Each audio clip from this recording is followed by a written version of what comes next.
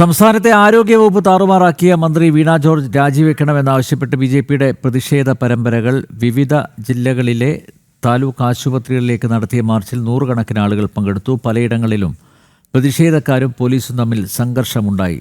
തലയോലപ്പറമ്പിലെ ബിന്ദുവിനെ വീണ ജോർജും BN വാസവനും ചേർന്ന് കൊന്നതാണെന്ന് BJP ദേശീയ അധ്യക്ഷൻ AP അബ്ദുള്ളക്കുട്ടി ആരോപിച്ചു.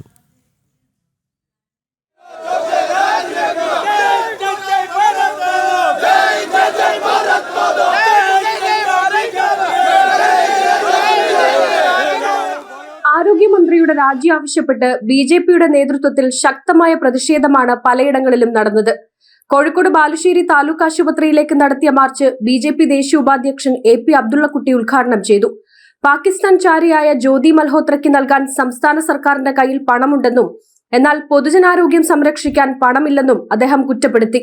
പാക് ചാരപ്രവൃത്തി നടത്തുന്ന ജ്യോതി മൽഹോത്ര എന്ന് പറയുന്ന ഒരു ദേശദ്രോഹിയെ ഈ കേരളത്തിൽ കൂട്ടിക്കൊണ്ടുവന്നു. എന്നിട്ട് യാത്രാ ചെലവ് കൊടുത്ത്, ശമ്പളം കൊടുത്ത്, ഭക്ഷണം കൊടുത്ത് താമസിപ്പിച്ചു. ആര്? മുഹമ്മദ് റിയാസ്. എന്നിട്ട് ഈ രാജ്യത്തെ ഏറ്റവും തന്ത്രപ്രധാനമായ ഷിപ്പ്യാർഡിന്റെയും കണ്ണൂർ നേവൽ അക്കാദമിയുടെയും ചിത്രങ്ങൾ പാകിസ്ഥാൻ എന്ന് പറയുന്ന ശത്രു രാജ്യത്തിന് കൊടുത്തു.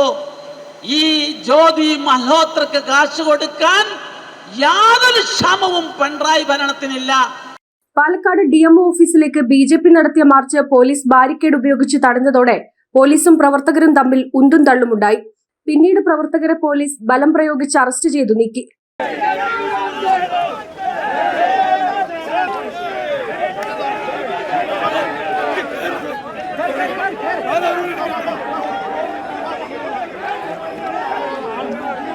BJP ജില്ലാ കമ്മിറ്റിയുടെ നേതൃത്വത്തിൽ കാസർഗോഡ് ജനറൽ ആശുപത്രിയിലേക്ക് നടന്ന മാർച്ചിൽ പ്രവർത്തകരുടെ പ്രതിഷേധം കനത്തതോടെ പോലീസ് ജലപീരങ്കി ഉപയോഗിച്ചു. പിന്നീട് പ്രവർത്തകരെ അറസ്റ്റ് ചെയ്ത് നീക്കി.